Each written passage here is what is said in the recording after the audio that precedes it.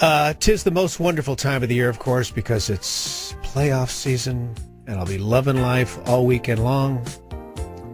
And I'm loving this part of the show because, ladies and gentlemen, it's the idiot reel, the politicians, the celebrities, the elites, the whack jobs who say things that would make a rational person bury themselves in a bottle of rum. Oh, we've got lots for you. Jerry Brown saying, he's going to get the GOP to vote for his tax hikes. We got lots of Tucson tragedy talk from the left. We've got some golden oldies from big-time Democrats. We got lots of Bill Maher. Ladies and gentlemen, often imitated, never duplicated. The Friday KSFO Idiot Reel. I think we'll get some Republican vote. It's going to be objected to, but there are even more people who will say, thank God, we're finally facing the music. President Clinton reconnected through Oklahoma, right? And the president right now seems removed. And it wasn't until that speech that he clicked with the American public. Obama needs a similar kind. You think words are work? Do you know whether a conclusion was reached as to whether he posed a danger or did not pose a danger? Which individual are you talking about? Using the threat of gunplay in politics. And it's not a metaphor. When people talk about lock and loading, they're talking about, God, reloading like Palin does. There is a lot of talk, in particular, about Sarah Palin. There was a lot of vitriolic statements made night and day on radio and TV about her support of health care. And some of the vitriol got a lot of people agitated. We scream and shout, hurl charges without proof. Those on the other side of the argument become not opponents but enemies.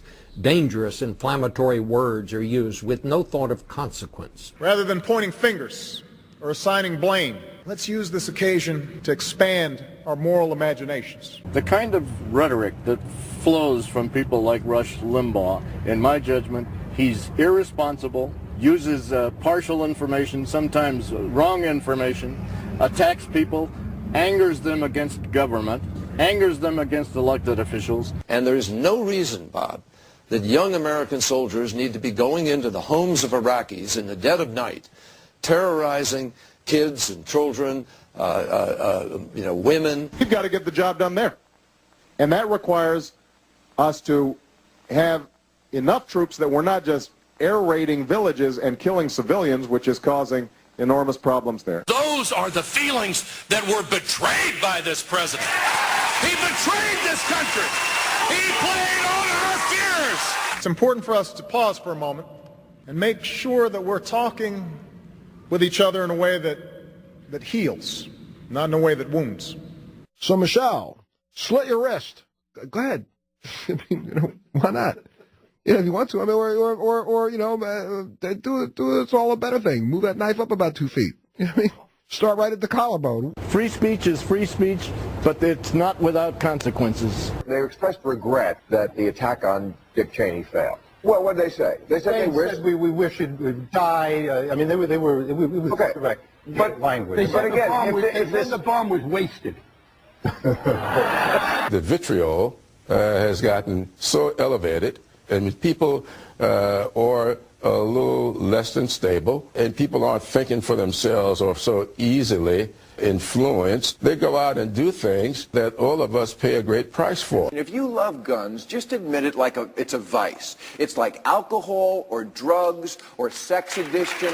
It's not good for you or anybody else. You just like it. But stop the bull about the Second Amendment and the Constitution. I would be nervous about going into a bar or restaurant in Arizona on a Saturday night where people can carry concealed without permit. We're going to see how well we do in this election. And if Latinos sit out the election, instead of saying we're going to punish our enemies and we're going to reward our friends who stand with us on issues that are important to us. It's not hard to see how when you dehumanize people and call your opponents enemies, that creates an environment that's more conducive for people like this. Those on the other side of the argument become not opponents but enemies. What we cannot do is use this tragedy as one more occasion to turn on each other. Let's be careful about calling our opponents enemies and demonizing government. What do you do to an enemy? You eliminate them. Sharon Ingle was able to basically say, if we can't take over Congress through ballots, let's use bullets, and still get tremendous support and admiration. And these guys always think that, you know, it's great to have a gun because if some bad stuff goes down, I'll be able to stop the bad guy.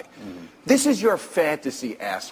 You would never be able to do that. The use of the word blood libel, for example, is extraordinary. It refers to centuries of the killing of Jews in Europe. Perhaps she didn't know of the context of that phrase. Maybe she was ignorant of it. The right wing loves the go-to rhetoric for them is, wouldn't it be fun to kill the people we disagree with? You know, they try to put across this false equivalence. No? Really? Then do you read? Okay, I'm done with Bill Maher. No more Bill Maher. Note to self. Note to Sherry. No more Bill Maher. I'm done.